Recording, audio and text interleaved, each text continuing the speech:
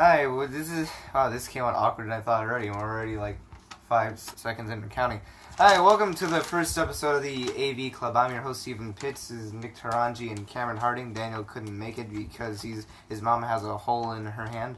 And we're here to talk about movies, music, and anything in between. Today's episode is just mainly about music. We could probably do something about movies later on. I don't give a shit, whatever. The first thing that we have to talk about, something you probably already heard of, is both Green Day and Metallica have upcoming albums coming out pretty soon. They both put out a song, and we all have differing opinions. Let's talk about it. Who wants to go first? I'll go first. Okay. Now, you see, I've never really been either a Green Day or Metallica fan. So that's my opinion. How about you, Nick? Let's see, what is the new song called? The new Metallica song? Haywired or something like that? Yeah. I kind of like it. I mean, it kind of seems like they're, going back to their roots. Death Magnetic and Saint Anger were kind of disappointments for me. Load and Reloaded were they were hit and miss. Black Album, of course, is great. I really wish that they would make something a lot like Injustice for All. Just very long songs, very progressive. I wish they would go with something like that. But I really enjoyed this new song a lot. But we can be happy that Daniel isn't here because he probably would have been judging the entire album based on the one song. Oh yeah, he made a Facebook post saying that it was like worse than Saint Anger. Yeah, that's. Yeah, no. Yeah. Thankfully, Daniel isn't here to say that. I love you, Daniel. I'm sorry. Oh, he messaged us just now. He said that one fat guy in the group, can you come by, blah, blah. It's too late! What else? What do you think about that Green Day song? Did you hear it? I actually didn't hear it yet. Okay, well, in my opinion, I kind of liked them at first, but then I realized, once I heard the first 30 seconds of the songs, I heard the entire song, because it was just, that's it. Like, the music never changed in it at all. And it was just, because usually they put out like one of the semi-best to the best song on the album to promote it, and it's just, they were alright, I guess. They put out a 3-part album a few years ago, right? Yeah. It was like Ono's Trace or something. Oh yeah, they did do that. Yeah, it was a little, in my opinion, goofy. They kind of went downhill with like... They didn't do a good job with it. Yeah. Nothing like Dream Theater and their deal. With their four song long albums that they don't have to really worry about with much. Ah! Oh! Quality over quantity. That's almost brings us to one of our next questions. Okay, so the next question is most underrated David Bowie song. Oh, and with the last thing, Green Day kind of went downhill with the 21st Century Breakdown, and that's when they ran out of let's be honest, Green Day went downhill with Dookie. Okay, so most underrated Bowie song in our opinion. Daniel said something, I can't remember what it was, something with like 10 or 12 in the name he said, and that was all I remember. I haven't checked out enough David Bowie to really give my opinion. What about you, Cameron? I apologize. I mean, I'm a huge fan of his Berlin trilogy. Like, to be honest, a lot of that stuff, with the exception of Heroes, like Low and whichever one came after Heroes, I honestly forget what it's called right now. I've never been a massive David Bowie fan, but I do like his stuff, with Brian Eno and all that. But, yeah. I'd have to look up the song name, because there's one in particular that I'm thinking of, but I can never remember the name. Do you know like how it goes? No, I don't. I can't think right now. Not even like a lyric in it, because I could probably like... I just remember it has Tiger in it. Tiger, I would play Cat People? I would look up the song, but I don't want you to copyright strike or anything. Well, we won't get it unless it plays for like over 10 seconds, and usually even then we don't, because we have songs playing in our videos all the time. Yeah. But in my opinion, his song "My Death" is one of the most poetic songs he's ever written, and barely that well known. And people will just loop it in with like Lazarus and Black Star being like predicting of his death, even though that came out a long time ago. But My Death sounded more like a romantic to gothic poem and stuff. And he had a lot of songs that were like great and kind of underrated or just not really very well known. That didn't happen. What do we got next here? Okay, this is a good one that we'll all be able to answer.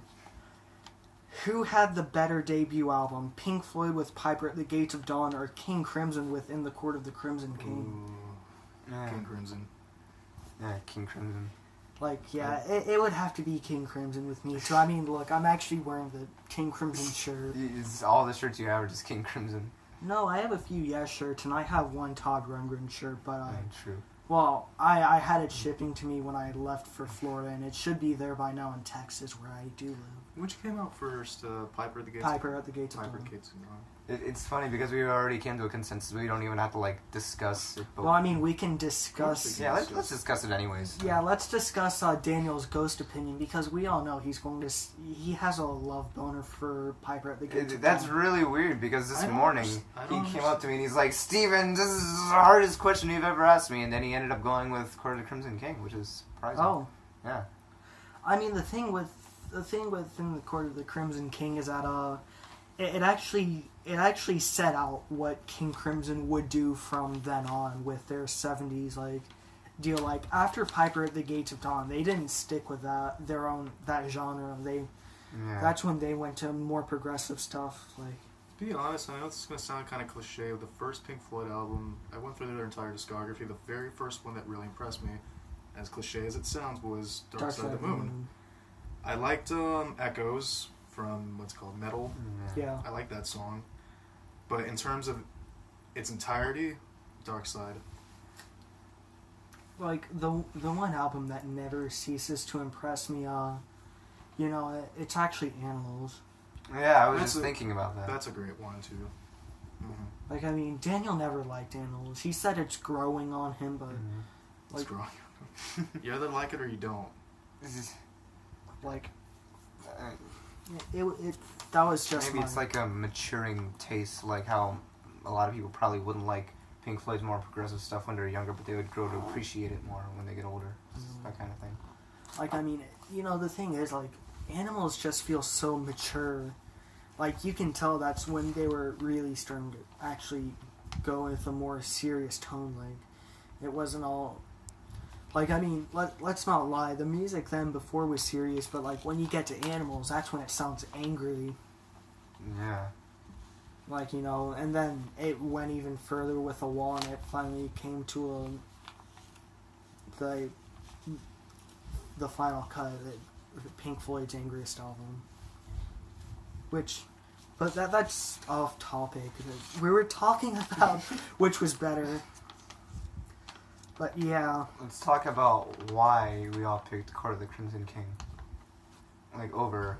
Well, I mean, I explained it, like, in the Court of the Crimson King did a better job of showing the listener how King Crimson would continue to be through the 70s. Like, Piper at the Gates of Dawn, it just didn't follow through with that style. It just went on to a different style from there. I think... But, I mean, that is because Syd Barrett left pretty much immediately afterwards. I think that's the reason why Piper at the Gates of Dawn kind of stands out, because it's like... it doesn't sound very much like any of their other songs and albums. And could be kind of judged almost as a completely different entity, but it's like... still Pink Floyd at their maybe least progressive, but most well, I don't know how to describe it really. To be fair, I think Pink Floyd's least progressive album would have been either their most recent one or A Momentary Lapse of Reason. Their most recent one's boring as hell. It wasn't boring. It was... I thought it was boring. Like... I enjoyed it a little bit, but like, it isn't A Momentary Lapse of Reason. That was a terrible album. I don't think I heard that one. Was that their... That was their first album without Roger Waters. Okay.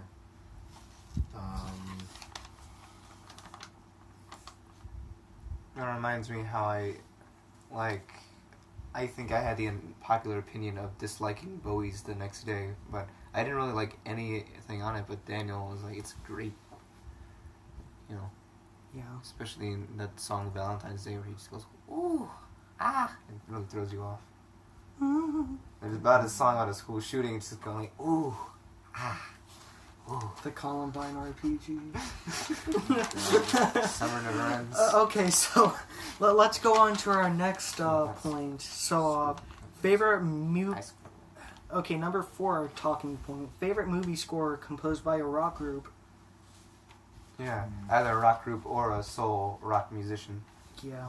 Like, if you were to take, like, Mark Mothersbaugh of Devo, he, like, composed a lot of film scores himself. Or, like, you could go the route of, like, the Monkees, how they did Head, like, actually performed all the songs. It's kind of a soundtrack rather than a score, but it goes hand in hand. Like, I'm kind of torn about that. I've never been a big fan of movie scores. Like, I mean... Can't really think of anything like because like rock musicians, movie scores. Like, the only thing I can really think of is how Pink Floyd, you know, and The Wall... Like, it's technically a movie score, but the actual music... The actual movie was based on the album rather than the other way around. Like, a lot of movie scores tend to fall flat, just as a lot of movies do, but when it stands out, you realize and it sticks with you. Yeah. Like, to me, my choice would have to be There Will Be Blood, which is composed by Johnny Greenwood, the guitarist of Radiohead. Yeah. You know, I really like Radiohead. They're a good band. That score didn't sound like Radiohead, it sounded more like... Yeah, I don't know how to describe it. Like, have you seen the movie? I don't think so. It's on Netflix. It's on Netflix, everybody. It's even though it's technically not a rock group, there's a band called Tangerine Dream that did a lot. Oh, yeah. Like, you know, they did the movie Sorcerer. Yeah. And then if you want to get technical, you know, you could also take a look at how Mike Oldfield did the intro for The Exorcist. True. Like, I mean... True. But, I mean, it depends on the way you look at it and what you define as a rock musician or person. The way I would define it is, like, if they were a musician, like, in terms of, like, playing with a rock band or playing solo before they went into, like, composing a score for a film. Like, I mean, it... Like, the thing is with, like, you know, what I was saying about Tangerine Dream, they technically weren't necessarily rock. Like, they were more along the lines of krautrock. Like, you know, it was mostly improvised electronic stuff. How about this? How about most fitting song for a movie intro?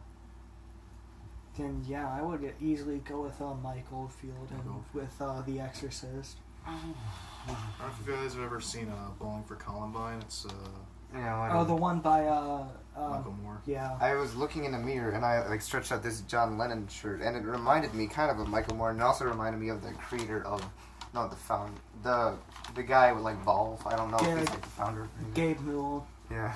Gavin.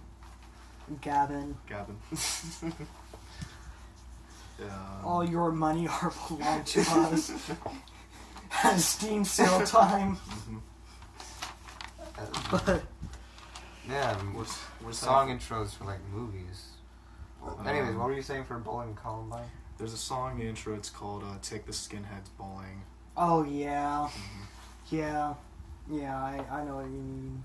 When I think of Bowling for Columbine, I think of Bowling for Soup, and that sounds fitting, but I don't think it happened. But I mean, like, you know, let's be honest. The Exorcist and Mike Oldfield composed. Yeah, I thought that was pretty good. In fact, you know, coming to think of it, the director for The Exorcist actually wanted Tangerine Dream to score the movie, which is kind of disappointing that they ended up not. I actually wanted Tangerine Dream to score like my first movie, which was gonna be a neo-noir, but then I went with that movie I had in mind. I kept going. Not Band of Suits, by the way, it was a different one. Yeah. But I kept going through like different ideas. Like I wanted there to be no music whatsoever, and then I wanted there to be like Tangerine Dream, and then like Duran Gray, and I don't even know where I am with that now. That's another story. I can only so. When I think of like movie song openings, I don't know if it's the best one in my opinion, but like my mind always jumps to Reservoir Dogs with Little Green Bag playing in the opening. Yeah. God damn it.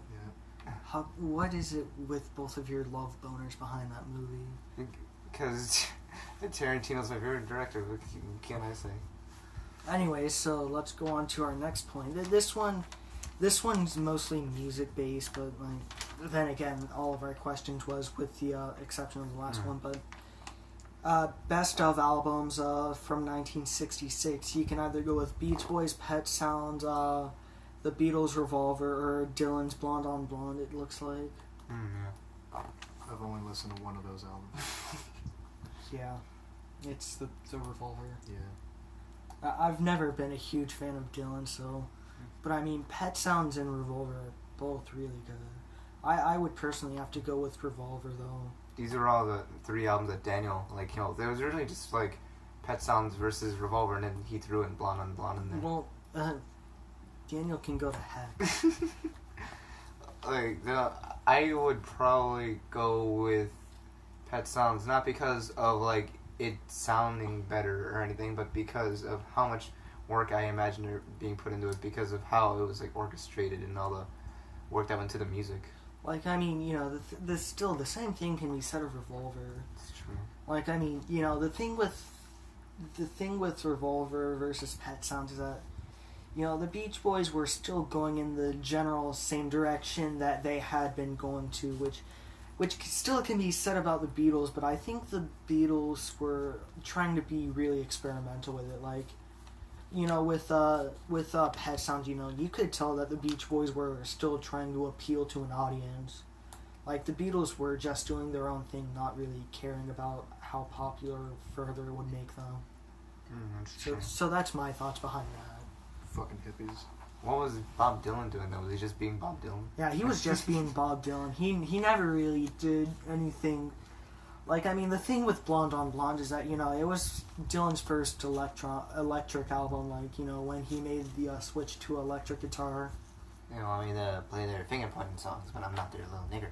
Yeah. God damn. You don't deserve that anymore.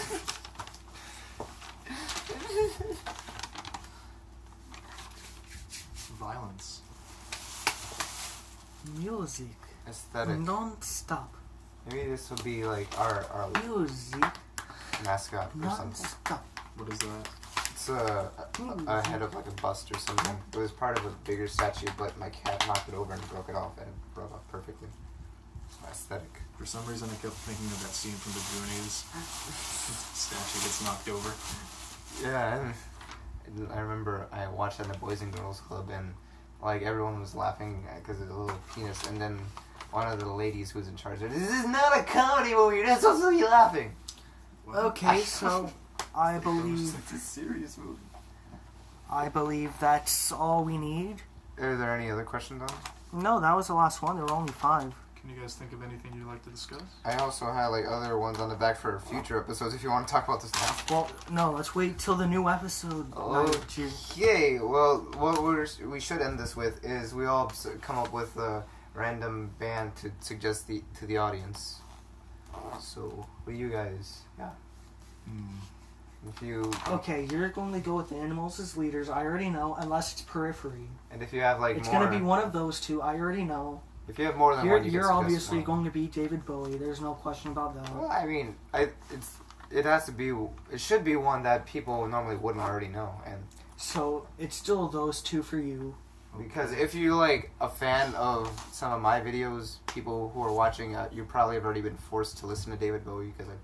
Well, then what would be the other one you would say? I don't know. The only one that I can really think of is like either like Joy Division or Fraction. Just coming to mind. Check out Mirrored Theory. Mirror Theory. Mirrored Theory. Mirrored Theory. Um, And Rigor Sardonicus. It's a doom metal band, but I actually like it. I'm going to have to go with Todd Rundgren. That isn't the 2 songs everybody already knows. Vitalism.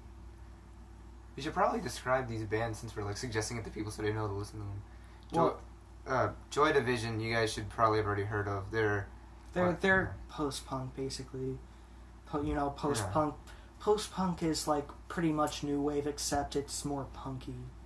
They're pretty much the same genre. They're one of those bands that like people will like listen to seem like deep, but like it won't have as many fans as it seems like the Misfits.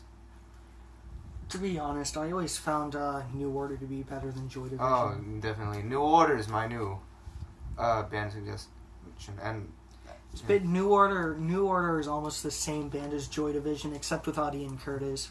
Like, the difference between them is that, Joy Division didn't really get to go far because, like, they only had the couple of albums, like, Unknown Pleasures and Closer, but...